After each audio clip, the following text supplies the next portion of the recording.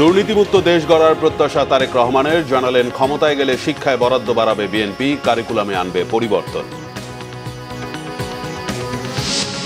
মতপার্থক্য ভুলে সব দলকে নির্বাচনে আসার আহ্বান মির্জা ফখরুলের, সনদ বাস্তবায়নের খসড়া দেখে সই করবে এনসিপি, জানিয়েছেন আক্তার। গুমের সব অভিযোগ তদন্তের তাগিদ জাতিসংঘের, জড়িত সামরিক বেসামরিক কাউকেই যেন ছাড় দেয়া না হয়, দাবি স্বজনদের। জেনেভা ক্যাম্প আইন শৃঙ্খলা বাহিনীর কাছে এক গোলকধাঁধা, প্রতিদিন বিক্রি হয় কোটি টাকার মাদক, অভিযানে মেলে সামান্য কিছু।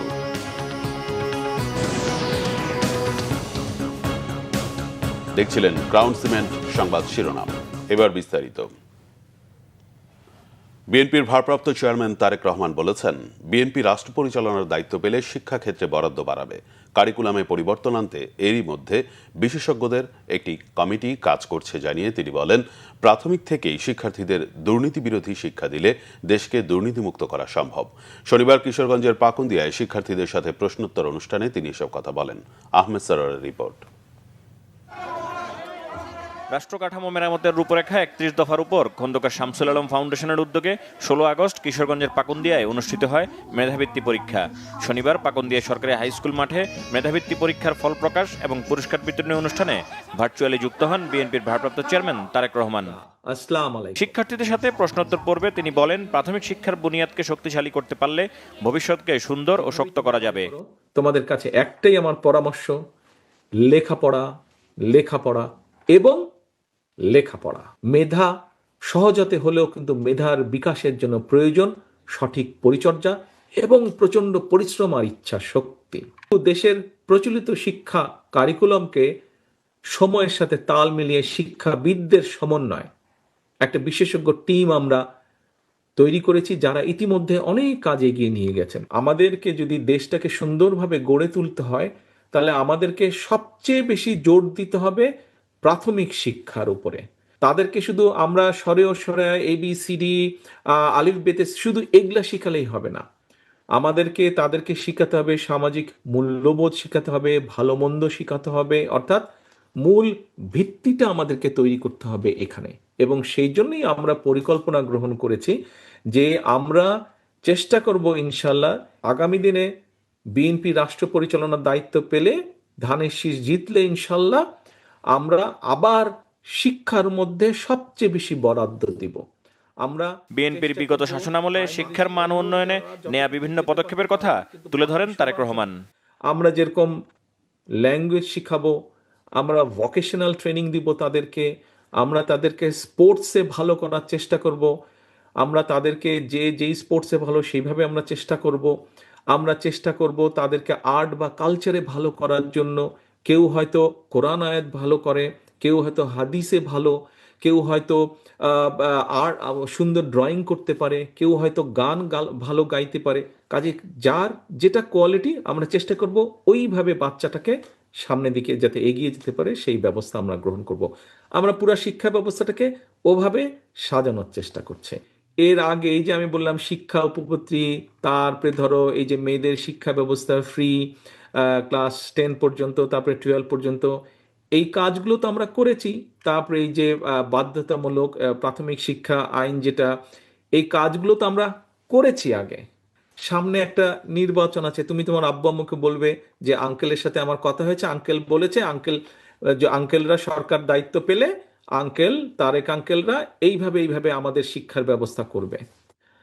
তারপরে তোমার আব্বু আম্মুকে তুমি চেষ্টা করবে, তোমার চাচা চাচি সবাইকে তুমি চেষ্টা করবে কনভিন্স করার জন্য যাতে ধানের শীষে ভোট দেয়। আর যদি আমরা না করি তাহলে পরের বার তুমি আর আমাদেরকে ভোট দিও না, হয়ে গেল, একবার ট্রাই করো। আজকে শিক্ষার্থীরাই একদিন বাংলাদেশকে নেতৃত্ব দেবে, সেই প্রতীক্ষা বিএনপির ভারপ্রাপ্ত চেয়ারম্যানের। আমি ব্যক্তিগতভাবে বিশ্বাস করি, হ্যাঁ, রাষ্ট্রের দুর্নীতি দমন করার জন্য হয়তো সংস্থা আছে, কিন্তু আমি মনে করি প্রাথমিক শিক্ষার মাধ্যমে যেই বাচ্চাগুলো বড় হবে আগামী দিন, আর যারা ছোট আছে আগামীকাল, তুমি যেমন ছোট আছে ইনশাল্লাহ আগামীতে তুমি বড় হবে, তোমরা যদি দুর্নীতির বিরুদ্ধে প্রতিরোধ গড়ে তুলতে পারো, তাহলেই আমরা ইনশাল্লাহ বাংলাদেশকে দুর্নীতিমুক্ত করতে পারবো। তারেক রহমান শিক্ষার্থীদের মনে করিয়ে দেন, জীবনে সফলতার জন্য শর্টকাট কোনো পথ নেই। তাহলে একটু তো কষ্ট করতেই হবে, ভয় পেলে তো চলবে না। আহমেদ সরোয়ার, বাংলা ভিশন, ঢাকা। ছোটখাটো সমস্যা দূরে রেখে গণতান্ত্রিক ব্যবস্থাকে সমুন্নত রাখতে সব রাজনৈতিক দলকে আগামী জাতীয় নির্বাচনে অংশ নেওয়ার আহ্বান জানিয়েছেন বিএনপি মহাসচিব মির্জা ফখরুল ইসলাম আলমগীর। দাবি করেন, মতিউর রহমান নিজামী, মীর কাসেম আলী, সালাউদ্দিন কাদের চৌধুরীকে মিথ্যা মামলায় আওয়ামী সরকার ফাঁসি দিয়েছে। বিএনপির স্থায়ী কমিটির সদস্য সালাউদ্দিন আহমেদ বলেছেন, ফ্যাসিস্ট আওয়ামী লীগের ফেরার সব পথ বন্ধ করে দিতে হবে। রিপোর্ট করছেন ইমরুল কায়েস। শনিবার দুপুরে রাজধানীর শিল্পকলা একাডেমিতে দৈনিক নয়া দিগন্তের প্রতিষ্ঠা বার্ষিকী অনুষ্ঠিত হয়। এতে অংশ নেন রাজনীতিক সুশীল সমাজের প্রতিনিধি, সাংবাদিক নেতা সহ অন্যরা। এতে অংশ নিয়ে বিএনপি মহাসচিব মির্জা ফখরুল ইসলাম আলমগীর বলেন, বাকশাল প্রতিষ্ঠার পর থেকেই গণমাধ্যমের উপর অনেক অত্যাচার নির্যাতন চালানো হয়। সেই বাকশাল বিলুপ্তির পর জিয়াউর রহমান গণমাধ্যমের স্বাধীনতা নিশ্চিত করেন বলে উল্লেখ করেন তিনি। সঠিক সময়ে নির্বাচন অনুষ্ঠিত হবে, কিন্তু আমরা মনে করি এই সকলের কাছে গ্রহণযোগ্য একটি নির্বাচনের মধ্য দিয়েই আমরা কিন্তু একটা গণতান্ত্রিক ব্যবস্থাতে ফিরে যাওয়ার সুযোগ পাব। সেই সুযোগ সৃষ্টির জন্য আমি আহ্বান রাখব সকল রাজনৈতিক দলের কাছে যে আমাদের ছোটখাটো সমস্যা এগুলোকে দূরে রেখে গণতান্ত্রিক ব্যবস্থাটাকে আমরা ফিরিয়ে আনার জন্য সবাই এই নির্বাচনে অংশ নেই। রাজনীতিকরা বলেন, গণতান্ত্রিক উত্তরণে সবাইকে একসাথে কাজ করতে হবে। এজন্য গণমাধ্যমের ভূমিকা জরুরি বলে উল্লেখ করেন তারা। গণমাধ্যমের মধ্যে যে নীতিহীনতা চলছে, মিথ্যা তথ্য, মিথ্যা খবর, যা লোকেরা বলে না তাই ছাপা, বলা বক্তব্য বিকৃত করা, খণ্ডিত করা, এমনভাবে পরিবেশন করা জাতি পাঠক বিব্রত হয়। আমাদের এদেশের ছাত্রগণ অভ্যুত্থানের শহীদের রক্তের প্রত্যাশা আমাদেরকে পূরণ করতেই হবে। যদি আমাদের অনৈক্যের কারণে, আমাদের বিভেদের কারণে কোনো সময় কোনো ফাঁকে যদি ফ্যাসিবাদের প্রত্যাবর্তনের কোনো আশঙ্কা থাকে, এই জাতি আমাদেরকে ক্ষমা করবে না। বিগত ফ্যাসিবাদী সরকারের আমলে নয়া দিগন্ত পত্রিকা সংগ্রাম করে গেছে। এর কর্মীরা দেশের মানুষের আকাঙ্ক্ষা পূরণে অবদান রেখেছেন বলে মন্তব্য করেন অন্যরা। 15 বছরের প্রতিদিনকার লিপি লিখে রাখা উচিত। তারা কি করেছিল? যে বাকশাল 1975-এ কায়েম করতে চেয়েছিল, সেটা শেখ হাসিনার বাবা পারেননি, কিন্তু শেখ হাসিনা পেরেছিলেন। গণঅভ্যুত্থানের শহীদ এবং আহতদের প্রতি শ্রদ্ধা জানান অতিথিরা। তাদের ত্যাগের আলোকে দেশ গঠনের আহ্বান জানান তারা। ইমরুল কায়েস, বাংলা ভিশন, ঢাকা। বিএনপি রাষ্ট্র ক্ষমতায় গেলে প্রাথমিক বিদ্যালয়ে ধর্মীয় শিক্ষার জন্য পদ সৃষ্টি করে নিয়োগের ব্যবস্থা করবে বলে জানিয়েছেন দলের স্থায়ী কমিটির সদস্য সালাউদ্দিন আহমেদ। আর জামায়াতের সেক্রেটারি মিয়া গোলাম পরোয়ারের অভিযোগ, পশ্চিমা ষড়যন্ত্রের অংশ হিসেবেই প্রাথমিক শিক্ষা ব্যবস্থাকে ধ্বংসের দিকে ঠেলে দেওয়া হচ্ছে। প্রাথমিক বিদ্যালয়ে ধর্মীয় শিক্ষক নিয়োগ শীর্ষক জাতীয় সেমিনারে অংশ নিয়ে শনিবার এসব কথা বলেন তারা। আরও জানাচ্ছেন শুভ মাহফুজ। দেশের সকল প্রাথমিক বিদ্যালয়ে ধর্মীয় শিক্ষক নিয়োগ ও ধর্মীয় মূল্যবোধ পরিপন্থী সকল সিদ্ধান্ত বাতিলের দাবিতে জাতীয় সেমিনারের আয়োজন করে জাতীয় মূল্যবোধ সংরক্ষণ পরিষদ। এতে অংশ নেন বিএনপি, জামায়াত, এনসিপি, ইসলামী আন্দোলন সহ বিভিন্ন রাজনৈতিক দলের নেতারা। আলোচনায় প্রাথমিক বিদ্যালয়ে ধর্মীয় শিক্ষকের গুরুত্ব তুলে ধরেন বক্তারা।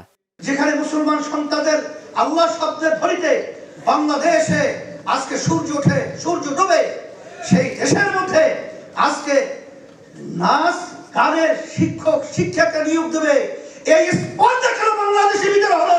শেখ হাসিনা সরকার শিক্ষার্থীদের মূল্যবোধ নষ্ট করেছে অভিযোগ করে এনসিপি নেতা হাসনাত আব্দুল্লাহ বলেন, তার দল ক্ষমতায় গেলে শিক্ষা ব্যবস্থায় মূল্যবোধ ফিরিয়ে আনবে।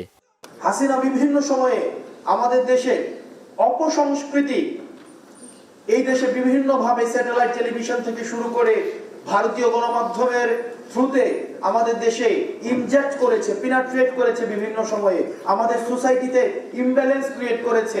এ সময় প্রাথমিক শিক্ষাকে নৈতিকতা বিরোধী অবস্থান থেকে ফিরিয়ে আনতে সব রাজনৈতিক দলকে ঐক্যবদ্ধ পদক্ষেপ নেয়ার আহ্বান জানান জামায়াতের সেক্রেটারি জেনারেল অধ্যাপক মিয়া গোলাম পরোয়ার। 1,18,000 বিদ্যালয়ে এখন 2 কোটি শিশু লেখাপড়া করছে। এরাই তো আগামী দিনে রাষ্ট্র চালাবে। এর মাথায় যদি যৌনতা ঢুকিয়ে দেন, সমকামিতা ঢুকিয়ে দেন, অশ্লীলতা ঢুকিয়ে দেন, আমার জাতীয় সভ্যতা, সংস্কৃতি, জাতিসত্তা, মূল্যবোধ বিরোধী চেতনা এখনই যদি ঢুকিয়ে দেন, তো এই সভ্যতা একদিন ধপাস করে পড়ে চুরমার হয়ে যাবে। এই সভ্যতা, ঐচিত্র্যের এবং সভ্যতার বিশাল ইমারত যেন ধসে পড়ে যায়, দাঁড়িয়ে থাকতে না পারে, এটা হচ্ছে সেই পশ্চিমাদের একটি ষড়যন্ত্র। আর বিএনপির স্থায়ী কমিটির সদস্য সালাহ উদ্দিন আহমেদ বলেন, ক্ষমতায় গেলে প্রাথমিকে ধর্মীয় শিক্ষার জন্য পদ সৃষ্টি করে নিয়োগের ব্যবস্থা করবে বিএনপি। যদি আমাদেরকে সরকার পরিচালনার বা রাষ্ট্র পরিচালনার দায়িত্ব আল্লাহ রাব্বুল আলামিন দেয়, জনগণ দায়িত্ব দেয়, তবে আমরা বাংলাদেশের শতকরা 90% মুসলমানের দেশে ধর্ম ও নৈতিকতা শিক্ষার জন্য প্রাথমিক পর্যায়ে পদ সৃজন করে সেখানে নিয়োগের ব্যবস্থা করব ইনশাআল্লাহ। জাতিকে কাঙ্ক্ষিত উন্নতির দিকে নিয়ে যেতে হলে ঐক্যের বিকল্প নেই বলেও মন্তব্য করেন সালাহ উদ্দিন আহমেদ। শুভ মাহফুজ, বাংলা ভিশন, ঢাকা। জাতীয় নাগরিক পার্টি এনসিপির সদস্য সজীব আক্তার হোসেন বলেছেন, জুলাই সনদ বাস্তবায়নের আদেশের খসড়া জাতির কাছে উপস্থাপন করতে হবে। সেটি পুরোপুরি পর্যবেক্ষণ করে তারা জুলাই সনদে স্বাক্ষর করবেন। জুলাই জাতীয় সনদ বাস্তবায়নের পদ্ধতি সম্পর্কে বিস্তারিত জানতে শনিবার জাতীয় ঐকমত্য কমিশনের সাথে বৈঠকে বসে এনসিপি। জাতীয় সংসদ ভবনের এলডি হলে সকাল 10টায় এনসিপির সদস্য সচিব আক্তার হোসেনের নেতৃত্বে 5 সদস্যের প্রতিনিধি দল কমিশনের সহসভাপতি ডক্টর আলী রিয়াজ সহ অন্যান্য সদস্যদের সাথে রুদ্ধদ্বার বৈঠক করেন। বৈঠক শেষে আক্তার সাংবাদিকদের বলেন, জুলাই সনদ বাস্তবায়নের আইনি প্রক্রিয়া পরিষ্কার না করে 17 অক্টোবর সনদে স্বাক্ষর করিয়েছে সরকার। স্বাক্ষর একটি আনুষ্ঠানিকতা, জুলাই সনদ পরিপূর্ণ বাস্তবায়ন হোক, এটাই তারা চান। আক্তার বলেন, তারা কমিশনের দাবি জানিয়েছেন, এই সনদ আইনি ভিত্তি না পাওয়া পর্যন্ত তাদের সংগ্রাম চলবেই। আইনি ভিত্তি সুনিশ্চিত হলেই এনসিপি স্বাক্ষর করবে। জুলাই সনদ বাস্তবায়ন আদেশের খসড়া কমিশনের পক্ষ থেকে দেখাতে এ পর্যন্ত কোনো আশ্বাস দেওয়া হয়নি। এর আগে বাস্তবায়নের সুনির্দিষ্ট পরামর্শ না থাকায় 17 অক্টোবর জুলাই সনদে স্বাক্ষর করেনি এনসিপি। বাস্তবায়নের যে আদেশ, সেই আদেশের বিষয়ে জনগণের কাছে পরিষ্কার বার্তা উপস্থাপন করে জুলাই সনদকে পরিপূর্ণভাবে বাস্তবায়নের লক্ষ্যে নিয়ে আমরা আমাদের কার্যক্রম পরিচালনা করছি। যদিও গত 17 তারিখের জুলাই সনদ স্বাক্ষর অনুষ্ঠানে আমরা অংশগ্রহণ করি নাই, কিন্তু অনেক আগে থেকেই আমরা এই কথা বলে আসছি যে জুলাই সনদের যতটুকু অর্জন, সেটাকেও যদি পরিপূর্ণভাবে আমরা বাস্তবায়ন করতে চাই, তাহলে অবশ্যই এই বাস্তবায়নের পথরেখা জাতির কাছে পরিষ্কার করতে হবে। গুমে জড়িত ও পরিকল্পনাকারীদের দৃষ্টান্তমূলকভাবে আইনের আওতায় আনার দাবি ভুক্তভোগীদের। তারা চান, এ অপরাধে জড়িত সামরিক বেসামরিক কাউকেই যেন ছাড় দেয়া না হয়। গুম কমিশনে দায়েরকৃত সব অভিযোগই তদন্তের তাগিদ দেন জাতিসংঘের হেড অফ মিশন হুমা খান। শিল্প উপদেষ্টা আদিলুর রহমানের আশ্বাস, উচিত বিচার হবে, ঘটবে অন্যায়ের সমাপ্তি। রিপোর্ট আসমা আক্তার নূপুরের। গুমের নিষ্ঠুর শিকার ব্যারিস্টার মীর আহমেদ বিন কাশেম আরমানের লেখা আয়নাঘরের সাক্ষী গুম জীবনের 8 বছর শীর্ষক বইয়ের মোড়ক উন্মোচন এবং গুম বিষয়ে ডাকসুর সেমিনার। ঢাকা বিশ্ববিদ্যালয়ের শেখ মুজিবুর রহমান হলে সেমিনারে যোগ দেন উপদেষ্টা, জাতিসংঘের প্রতিনিধি, গুমের শিকার ও স্বজন সহ অনেকে। গুমের শিকার ও তাদের স্বজনরা তুলে ধরেন আওয়ামী লীগ আমলে তাদের উপর চলা নির্যাতনের কথা। বাবা, তুমি আমার সুমনকে দেখছো? তোর না আসুক যত বিপদ, আসুক যত হুমকি, যাবো না দেশ থেকে।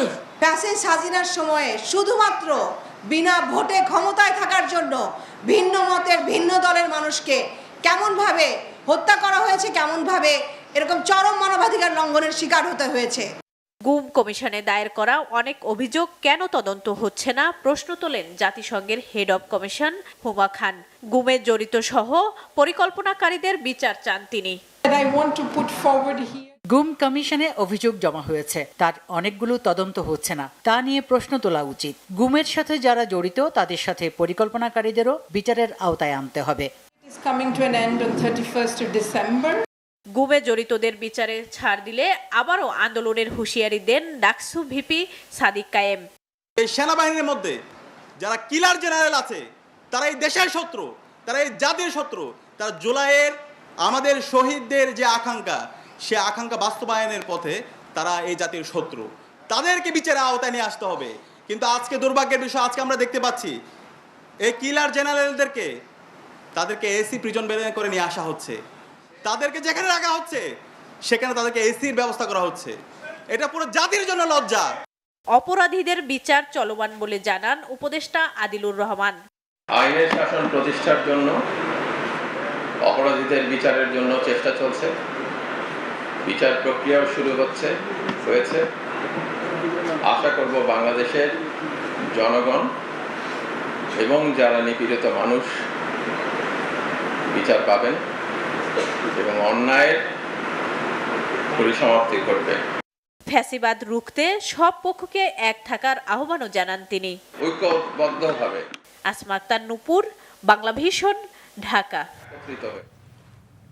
হযরত শাহজালাল আন্তর্জাতিক বিমানবন্দরের কার্গো ভিলেজ এলাকায় অগ্নিকাণ্ডের ঘটনা তদন্তে চীন সহ 4টি দেশের বিশেষজ্ঞ টিম আনা হচ্ছে, জানিয়েছেন স্বরাষ্ট্র উপদেষ্টা অবসরপ্রাপ্ত লেফটেন্যান্ট জেনারেল মোহাম্মদ জাহাঙ্গীর আলম চৌধুরী।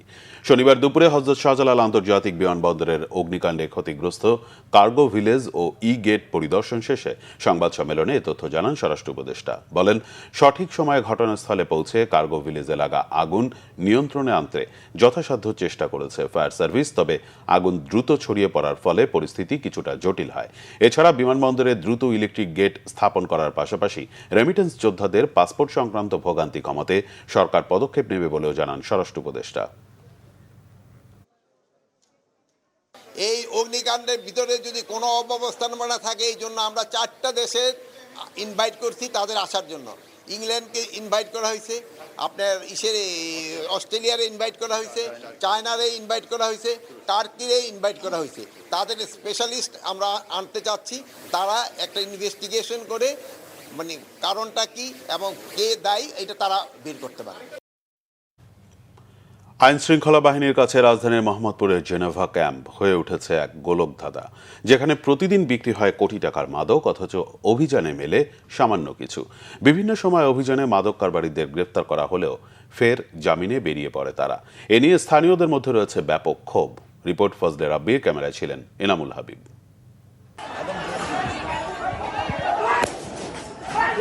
দিনে দুপুরে চলছে গুলি, কারো হাতে পিস্তল, আবার কারো হাতে শটগান।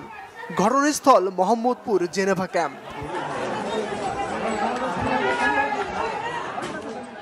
রাজনৈতিক পট পরিবর্তনের পর মোহাম্মদপুর ও আদাবর থানা থেকে লুট হয় প্রচুর অস্ত্র, যে অস্ত্রের ঝনঝনানিতে অশান্ত জেনেভা ক্যাম্প। বিভিন্ন সময় আইন শৃঙ্খলা বাহিনী অভিযান চালালেও দমেনি ক্যাম্পটির মাদক কারবারিরা। প্রায়শই হচ্ছে সংঘর্ষ। বহু বছর ধরে জেনেভা ক্যাম্প কেন্দ্রিক মাদক ব্যবসা বুনিয়া সোহেলের নিয়ন্ত্রণে। এই কাজে তার সহযোগী বড় ভাই টুনটুন বুনিয়া, ডান হাত এসকে নাসিম। তাদের বিপরীতে মাদকের আরেক কারবারি চুয়া সেলিম। সম্প্রতি বুনিয়া সোহেল ও তার বেশ কয়েকজন সহযোগীকে গ্রেপ্তার করা হলেও ফের জামিনে বের হয়ে আসেন তারা। অভিযান হইব যদি 5টা বাজে, দুপুর 12টা বাজে খবর আয় পরে যে অভিযান করব। কালকে যে পুলিশ যে ধরা মানুষ যে ধরছে, ওরা হিরোইনসি গাঞ্জটি, বড় আসামি তো একটাও না। পুলিশ আছে, আর্মি আছে, ওই টাকা পয়সা 1,000 টাকাও ছাড়ে না। যে মাদক বিক্রি করে ধরেন, ওর বড়টা ধরেন, মাদক নিয়ে যান, ওরে সাজা দেন, 3 দিন পরে আবার জেল থেকে ছুটে যায়। এটা কি ধরনের আপনার আইন কানুন? শোষণ ঠিক আছে, ধরে নিয়ে যায়, কিন্তু ওরা কোর্ট থেকে আবার জামিনে চলে আসে, আইসা আবার মাদক বেচে, আবার এখানে বোমা শুরু হয়ে যায়। আর আমাদের জনগণও ঠিক নাই, যদি জনগণ চায় তো একদিনে মাদক শেষ করে দিব। পুলিশ বলছে সামাজিক ও নৈতিক অবক্ষয়ের কারণে কমছে না জেনেভা ক্যাম্পের অস্থিরতা। এই পুলিশ কর্মকর্তার দাবি, আগের তুলনায় কিছুটা কমেছে ক্যাম্পটির মাদক ব্যবসা। 5 তারিখের পরে পুলিশের দুর্বলতার সুযোগ এবং নিষ্ক্রিয়তার সুযোগ নিয়ে 1-2 মাসের মধ্যে এখানে কিন্তু ভয়াবহ অপরাধ ঘটে গেছে। 8টার মতো মার্ডার হয়েছে। এরপরে যখন আমরা এখানে দায়িত্ব নিয়েছি, বর্তমান ডিসি মহোদয়, আমি তো একই সময় আসছি, 1 বছর কাছাকাছি। এই সময়ের মধ্যে এখানে যদি বড়ভাবে দাঁড়ান, এই 2টা ঘটনা, 2টা মার্ডারের ঘটনা ঘটছে। এছাড়া বাকি সময়টা কিন্তু শতভাগ এখানে নিরাপদ ছিল। জেনেভা ক্যাম্পে তো লিগ্যাল সমস্যার চেয়ে সামাজিক সমস্যা বেশি, কারণ এখানে একটা মানুষ জব করে, ধরেন আমি মাদক ব্যবসায়ী, খেয়াল করেন, আমি জেনেভা ক্যাম্পের বাসিন্দা, আমি আজকে মাদক ব্যবসা ছেড়ে দিলাম, আমি কালকে কি করব? আমি তো জেনেভা ক্যাম্পের বাইরে যেতে পারতেছি না। এর বাইরে আমার কোনো দুনিয়া নাই, কোনো পরিচিত লোক নাই, আমাকে কেউ চাকরিতে নিবে না, দিবে না, আমার শিক্ষাগত যোগ্যতা নেই। তাইলে আমি মাদক ব্যবসা ছেড়ে দিলে করব কি? আমাকে তো বিকল্প দেখাইতে হবে। জেনেভা ক্যাম্প কেন্দ্রিক মাদক ব্যবসার নিয়ন্ত্রণ নিয়ে নানা কাহিনী ও ঘটনা বহুদিনের। এলাকাবাসীর চাওয়া ছিল রাজনৈতিক পট পরিবর্তন ও অরাজনৈতিক সরকারের আমলে এতে লাগাম পড়বে। Fazle Rabbi, Bangla Vision, Dhaka. BNP chairperson Begum Khaleda জিয়ার উপদেষ্টা আলহাজ আমানুল্লাহ আমান বলেছেন, দেশের দুঃসময়ে, দুর্যোগে ও দুর্বিপাকে জিয়া পরিবার ও বিএনপি জনগণের পাশে থাকে। শনিবার বিকেলে কেরানীগঞ্জের তারানগর সিরাজউদ্দিন উচ্চ বিদ্যালয় মাঠে কেরানীগঞ্জ মডেল উপজেলা ছাত্রদল আয়োজিত আরাফাত রহমান কোকো স্মৃতি ফুটবল টুর্নামেন্টের ফাইনাল খেলা উদ্বোধনকালে প্রধান অতিথির বক্তব্যে তিনি একথা বলেন ৮,০০০ মাইল দূরে লন্ডনে থেকে দীর্ঘ ১৭ বছর আন্দোলনে নেতৃত্ব দিয়েছেন বিএনপির ভারপ্রাপ্ত চেয়ারম্যান তারেক রহমান। আমানুল্লাহ আমান বলেন, যারা পিয়ার পদ্ধতি চাচ্ছে তারা স্বাধীনতা বিরোধী, তারা দেশের ভালো চায় না, তারা নির্বাচন চায় না। অনুষ্ঠানে বিশেষ অতিথি ছিলেন ঢাকা জেলা বিএনপি সাংগঠনিক সম্পাদক ব্যারিস্টার ইরফান ইবনে আমান অমি। ফাইনাল খেলায় তারানগর ইউনিয়ন কৃষক দল তারানগর বর্তলিফ ওল্ড ফ্রেন্ডস ক্লাবকে ২-১ গোলে পরাজিত করে চ্যাম্পিয়ন হয়। পরে দুই দলের হাতে ট্রফি তুলে দেন আমানুল্লাহ আমান। যুদ্ধবিরতির পরও ফিলিস্তিনের গাজায় ১৫ লাখেরও বেশি ফিলিস্তিনি দুর্বিষহ জীবনযাপন করছে। খাদ্য ও পানির অভাবের পাশাপাশি বসবাসের জায়গাটুকুও নেই তাদের ভাগ্যে। এছাড়া ১০ অক্টোবর থেকে চলা যুদ্ধবিরতির মাঝেই গেল ২ সপ্তাহে শতাধিক ফিলিস্তিনিকে হত্যা করেছে ইসরায়েলি বাহিনী। জাতিসংঘের তথ্য মতে যুদ্ধ শুরু থেকে ৮ জুলাই পর্যন্ত গাজায় ১,৯৩,০০০ বাড়িঘর গুঁড়িয়ে দিয়েছে ইসরায়েল। সমীক্ষা অনুযায়ী ভূখণ্ডটির প্রায় ৮০% ভবন ধ্বংসস্তূপে পরিণত করেছে নেতানিয়াহু বাহিনী। এসব ভবনের ধ্বংসাবশেষের পরিমাণ ৬,১০,০০,০০০ টনেরও বেশি। যুদ্ধবিরতির পর উত্তর গাজা সহ ভূখণ্ডটির বিভিন্ন স্থানে ফিরতে শুরু করেছে ফিলিস্তিনিরা। তবে এই ধ্বংসাবশেষ অপসারণ করে নতুন বাড়ি নির্মাণ বা বসবাসের উপযোগী করে তোলার সামর্থ্য নেই বেশিরভাগ ফিলিস্তিনির। এর মধ্যে খাদ্য সরবরাহ স্বাভাবিক না হওয়ায় সংকটে আছে লাখো ফিলিস্তিনি। চলতি বছর এপ্রিল থেকে জুলাইয়ের মধ্যে ৮০ লাখ টন ধ্বংসাবশেষ অপসারণ করা হয়েছে। এদিকে গাজার পর পশ্চিম তীরে হামলা ও ধরপাকড় বাড়িয়েছে নেতানিয়াহু বাহিনী। একজনকে হত্যা এবং দুজনকে আটক করেছে ইসরায়েলি বাহিনী। যুদ্ধ পরবর্তী গাজা পরিচালনার জন্য একটি স্বাধীন ফিলিস্তিনি কমিটি গঠনে রাজি হয়েছে হামাস। মিশরের রাজধানী কায়রোতে বিভিন্ন ফিলিস্তিনি গোষ্ঠীর সাথে বৈঠকের পর এই সিদ্ধান্ত জানায় সংগঠনটি। একই সময়ে এশিয়ান আর্চারি চ্যাম্পিয়নশিপ ও আন্তর্জাতিক প্রীতি ফুটবল ম্যাচ আয়োজন নিয়ে মুখোমুখি অবস্থানে আর্চারি ও ফুটবল ফেডারেশন। দেশের ভাবমূর্তির কথা চিন্তা করে অন্তত সেমিফাইনাল পর্যন্ত জাতীয় স্টেডিয়ামের বরাদ্দ চেয়েছে আর্চারি ফেডারেশন। তবে যুব ক্রীড়া উপদেষ্টা সাফ জানিয়ে দিয়েছেন, অগ্রাধিকার পাবে ফুটবল। আর্মি অথবা কমলাপুর স্টেডিয়ামে টুর্নামেন্ট সরিয়ে নেওয়ার পরামর্শ দেন তিনি। মনির হোসেন খানের রিপোর্ট। আগামী ৭ নভেম্বর শুরু হচ্ছে এশিয়ান আর্চারি চ্যাম্পিয়নশিপ। এশিয়ার ৩১টি দেশ অংশ নিচ্ছে এই টুর্নামেন্টে। অংশগ্রহণকারী দেশের হিসেবে বাংলাদেশের ইতিহাসের সবচেয়ে বড় টুর্নামেন্ট। গত ১ বছর ধরে জাতীয় স্টেডিয়ামে এই টুর্নামেন্ট আয়োজনের প্রস্তুতি সেরেছে বাংলাদেশ আর্চারি ফেডারেশন। হঠাৎ করেই টুর্নামেন্ট নিয়ে নতুন সংখ্যা। ১৪ নভেম্বর একই মাঠে বাংলাদেশ আফগানিস্তান ফুটবল ম্যাচ। দুই ফেডারেশনের টানাপোড়েনে হস্তক্ষেপ যুব ও ক্রীড়া উপদেষ্টার। কোনো আলোচনা নয়, সরাসরি তিনি পক্ষ নিলেন ফুটবল ফেডারেশনের। জানিয়ে দিলেন আর্চারি টুর্নামেন্ট সরিয়ে নিতে হবে অন্য ভেন্যুতে। বেস্ট হতো আমি যেটা বললাম এখানেই করাটা, কিন্তু এখানে আমরা পারছি না, কারণ ফুটবল আপনারা জানেন যে আমরা এখন প্রায়োরিটি একেবারে আছে যে ফুটবলের প্রতি, এবং ওই ম্যাচগুলো ইন্ডিয়ার সাথে এবং গ্রানাডার সাথে একই খুব কাছাকাছি সময়ে দুইটা ম্যাচ। তো সেই কারণে আমরা দুঃখজনকভাবে পারছি না এখানে করতে, বাট আমরা সুইটেবল এবং বেস্ট পসিবল প্লেসেই আয়োজন করব।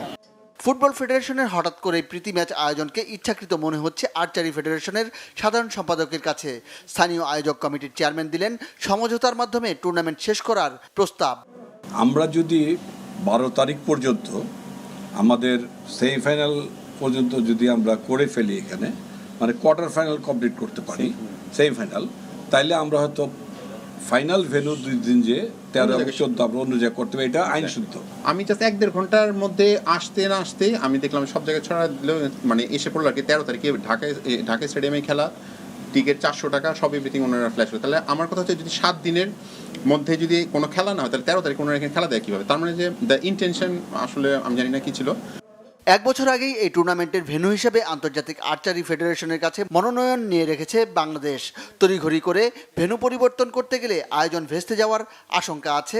এমনকি ভবিষ্যতে আর্চারিতে বাংলাদেশকে আর কোনো টুর্নামেন্টের দায়িত্ব না দেওয়ার সম্ভাবনাও থাকছে।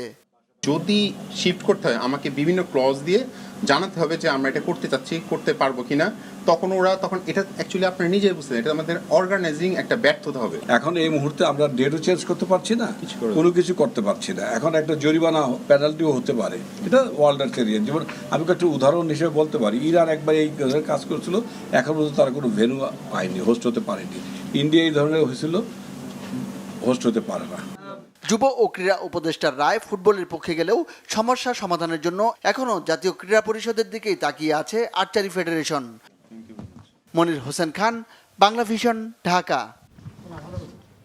সংবাদ শেষ করব ক্রাউন সিমেন্ট শিরোনামগুলো আরেকবার জানিয়ে। দুর্নীতিমুক্ত দেশ প্রত্যাশা তারেক রহমানের, জানালেন ক্ষমতায় গেলে শিক্ষায় বরাদ্দ বাড়াবে বিএনপি, কারিকুলামে আনবে পরিবর্তন। মতপার্থক্য ভুলে সব দলকে নির্বাচনে আসার আহ্বান মির্জা ফখরুলের, সনদ বাস্তবায়নের খসড়া দেখে সই করবে এনসিপি, জানিয়েছেন আক্তার। গুমের সব অভিযোগ তদন্তের তাগিদ জাতিসংঘের, জড়িত সামরিক বেসামরিক কাউকেই যেন ছাড় দেয়া না হয়, দাবি স্বজনদের। জেনেভা ক্যাম্প আইন শৃঙ্খলা বাহিনীর কাছে এক গোলকধাঁধা, প্রতিদিন বিক্রি হয় কোটি টাকার মাদক, অভিযানে মেলে সামান্য কিছু।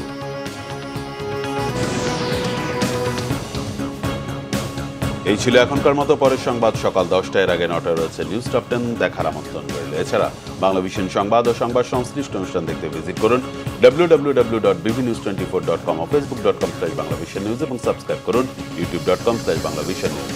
ধন্যবাদ।